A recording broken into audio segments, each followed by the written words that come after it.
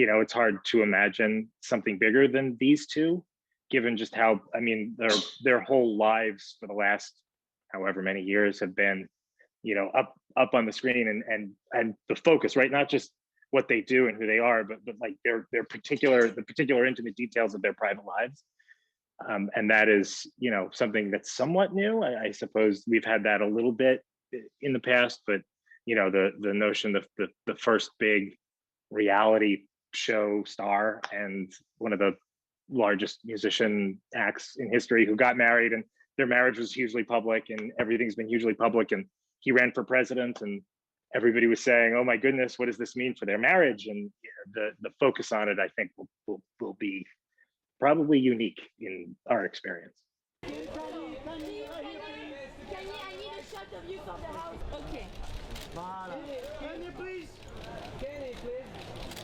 I'm not a doctor. I'm not a psychiatrist. I'm not a psychotherapist. So I can't diagnose anybody, but as a layperson, he certainly had some behavior that you would call bizarre. And I wouldn't say that he seems like the most self-aware person in the world. So I think that the question of what kind of custody arrangement you're going to have is that might be the thing that blows up. And unfortunately, that's the thing that gets the ugliest. And that's the thing that affects people who are not parties to divorce most, which is the children.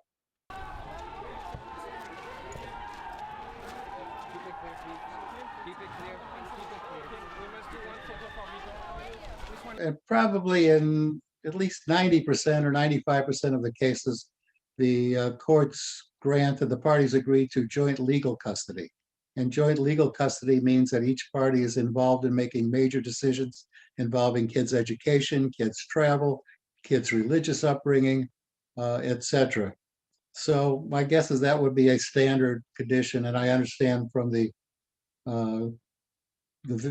complaint that was filed, she was asking for joint legal.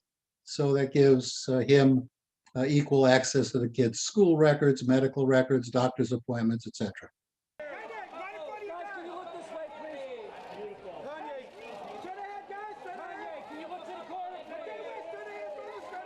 There's a lot of things that people mean when they say joint custody, right? I know that I have cases where they say it's joint custody, but that's really just because the party that doesn't really have custody doesn't want to feel like they're being excluded. But the actual mechanics of what that means is not necessary. Just saying joint custody doesn't mean everybody's going to have 50-50 time and 50-50 decision making, right? You could say, well, we have joint custody because he has a very important say in what's going on. And again, I don't have any inside information on that.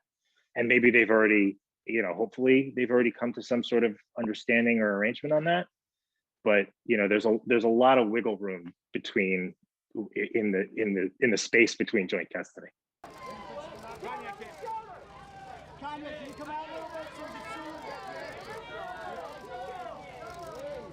If the parties do have a prenup, and the prenup is a standard prenup where rich, productive people are getting married, the prenup will usually say that my income stays mine and your income stays yours. So and if in fact during the course of their marriage they're going to keep everything separate, so if in fact that's the case, there won't be any major property issues.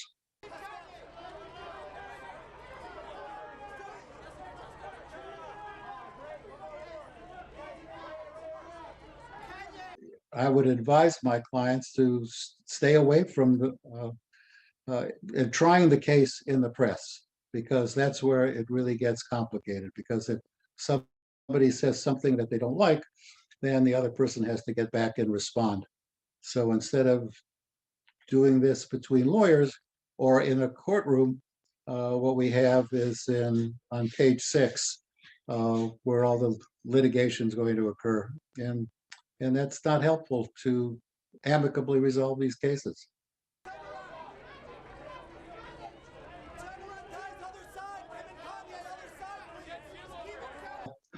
I hear amicable divorce when these things start all the time.